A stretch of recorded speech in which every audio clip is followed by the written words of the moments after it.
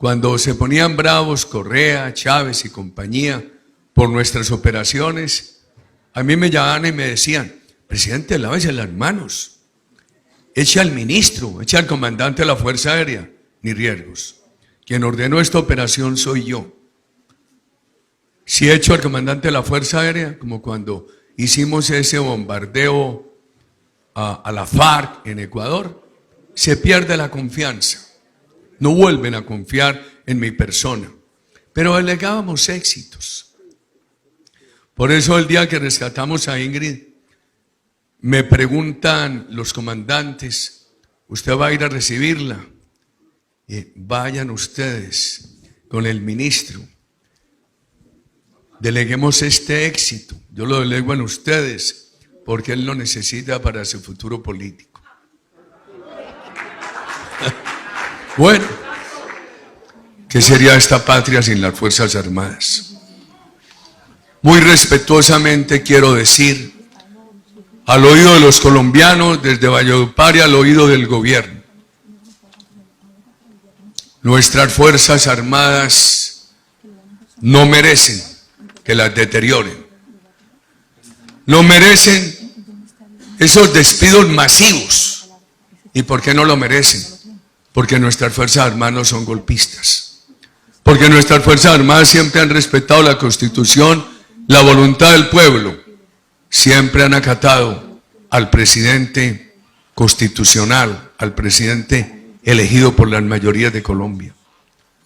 Unas Fuerzas Armadas así, lo que hay que hacer es respetarlas, crecerlas, fortalecerlas. Pero hicieron otra cosa con las Fuerzas Armadas en ese proceso con la FARC. Las maltrataron, las pusieron de igual a igual con el terrorismo. Colombia no puede aceptar eso, tiene que rechazar ese hecho. Una cosa eran las Fuerzas Armadas que estaban destruyendo democracias, como lo hicieron con Arbenz en Guatemala. Otra cosa, las Fuerzas Armadas de dictaduras del continente, al servicio de los dictadores.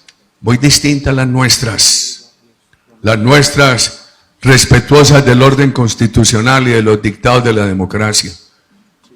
Yo no entiendo que las hayan puesto al nivel del terrorismo y que las hayan igualado en la JEP con el terrorismo. Para alguien de la FARC es muy fácil reconocer un delito en la JEP. Era lo que ellos se habían propuesto hacer. Pero van a llevar a mucho militar a reconocer delitos no cometidos para evitar el riesgo de una condena a 20 años de cárcel. Y les dijeron a las Fuerzas Armadas: no, prepárense, que se acabó la guerra. ¡Qué error! Confundir la seguridad con la guerra. Es que aquí lo que se estaba haciendo era un proyecto de seguridad reclamado por el pueblo colombiano, que le sirvió a todo el mundo. Le sirvió al gobierno, a los empresarios, a los trabajadores, a los periodistas, a la oposición. Le sirvió a todo el mundo ese proyecto de seguridad. Y entonces empiezan a deteriorar a las Fuerzas Armadas con el cuento de que ya había terminado la guerra con la FARC. Y si entonces quienes sabían que habían sido elegidos gracias a la seguridad, empezaron a maltratar la seguridad y a confundirla con la guerra, cuando la seguridad era un imperativo reclamado por la nación entera. ¿Qué puede pasar en unos años? Que tengamos 400.000 hectáreas de droga y que 500.000 colombianos vivan directamente la droga. Y que entonces, como ya ocurre en unas regiones, no sea el gobierno democrático el que mande, sino los carteles del terrorismo. Tendrá que llegar un gobierno de mano muy firme y tomar unas medidas muy fuertes. Y qué difícil tomar medidas de choque en un momento en que 500.000 colombianos estén viviendo esa actividad. Mientras más se demore esto, va a ser más difícil, pienso yo, señores generales. Y mientras más